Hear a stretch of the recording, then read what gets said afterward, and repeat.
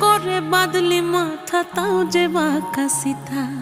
মেদিনীপুরে রায়না চিরন বাঁকুড়ার ওই ফিতা আর যতন করে বাঁধলি মাথা তাও যে বাঁকা সিথা পেছ পাড়ি